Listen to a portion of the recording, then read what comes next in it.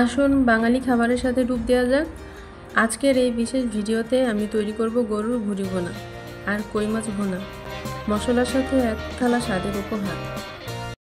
বিসমিল্লাহির রহমানির রহিম। আসসালামু আলাইকুম, welcome back to my channel. দূরে ও কাছে যে যেখান থেকে আমার ভিডিও দেখছেন, আশা করি আল্লাহর অশেষ রহমতে সবাই খুব ভালো আছেন। আলহামদুলিল্লাহ, আমি এবং আমার পরিবারের সবাই খুব ভালো আছি। তো সকালে ঘুম থেকে ওঠার পরে নাস্তা করে নিছি আর বাচ্চাদেরকে নাস্তা খাওয়াই দিছি।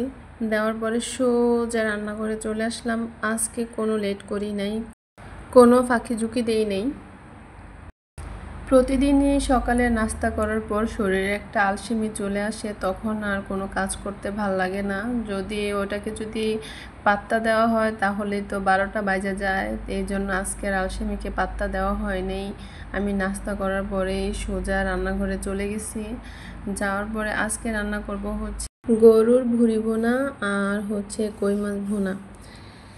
আমি ভুঁড়িটাকে ভালো করে ধুয়ে নিছি। নেওয়ার পরে সামান্য হলুদ, আদা, রসুন, লবণ দিয়ে এটাকে 2-3 মিনিট আর কি সিদ্ধ করে নিব। নেওয়ার পরে পানিটাকে ফেলে দিব। এটাকে একটু সিদ্ধ করে নিলে কি হয়, এক্সট্রা যে গন্ধ থাকে ওইটা পরবর্তীতে আর থাকে না, ওইটা পাওয়া যায় না। যাই হোক, ওটাকে ভালো করে সিদ্ধ করে নিচ্ছি। নেওয়ার পর পানিটা ফেলে দিয়ে একটু নর্মাল পানি দিয়ে একটু ধুয়ে নিচ্ছি। নেওয়ার পরে বাটিতে আমি সমস্ত মশলা দিয়ে এটাকে মেখে কিছুক্ষণ আর কি সাইডে রেখে দেব।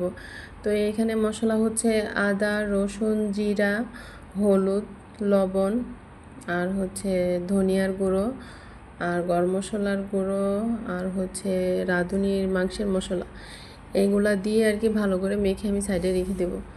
অন্য আরেকটি কড়াইতে সরিষার তেল দিয়ে দিলাম। তারপরে গোটা মশলা দিয়ে আর পেঁয়াজ কুচিগুলো দিয়ে দিব। পেঁয়াজ কুচিগুলোকে লাল করে আর কি ভেজে নিব। লাল করে ভেজে নেওয়ার পরে তারপর মাখানো বটটাকে মশলাতে মাখিয়ে রাখছিলাম, ওই বটটা আর কি দিয়ে দিব। ওই বটটা দিয়ে ভালো করে আর কি কষিয়ে নিব। কষিয়ে নেওয়ার পরে একদম ফোটানো গরম পানি পরিমাণ মতো যতটুকু লাগে আর কি অতটুকু দিয়ে দিব। দিয়ে ভালো করে আর কি কষিয়ে নিব।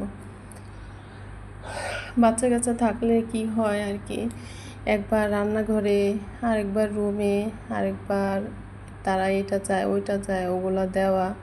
মাঝখান দিয়ে আমার ছেলে আসছে, ও জাম খাবে, তো ওকে একটু জাম বানিয়ে দিচ্ছে, ও বসে খাইতেছে। আর মেয়েটা তো সারাক্ষণই আমার পিছ থাকে, ওকে কোনো রকমই সরানো যায় না।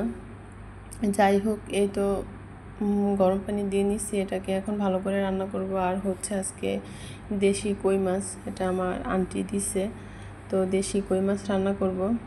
তো এখানে আমি পেঁয়াজ আর হচ্ছে টমেটো, কাঁচামরিচ এগুলো একসাথে দিয়ে নিছি।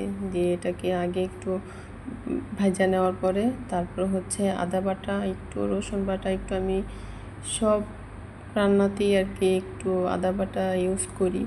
তো আদা, রসুন, জিরা বাটা দিয়ে আর কি ভালো করে একটু নেড়ে চেড়ে তারপরে একটু পানি দিয়ে নেব। পানি দেওয়ার পরে হচ্ছে, সবাই তো রান্না করেন, সবাই তো জানেন, এই আর কি এভাবে করে রান্নাটা কষিয়ে নেওয়ার পরে পরিমাণ মতো পানি দিয়ে আর কি ভেজে রাখছিলাম কই মাছগুলো, ওগুলো আর কি দিয়ে নিছি।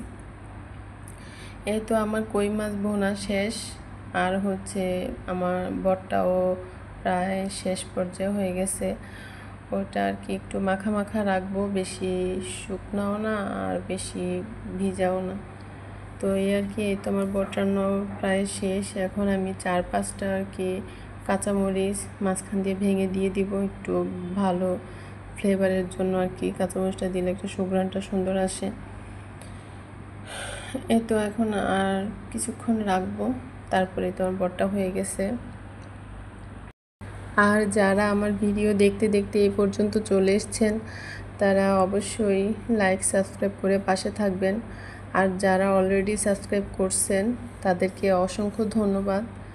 এই তো সবাই ভালো থাকবেন, সুস্থ থাকবেন আর আমাদের জন্য দোয়া করবেন। আমরাও আপনাদের জন্য দোয়া করি। আল্লাহ হাফেজ, আসসালামু আলাইকুম।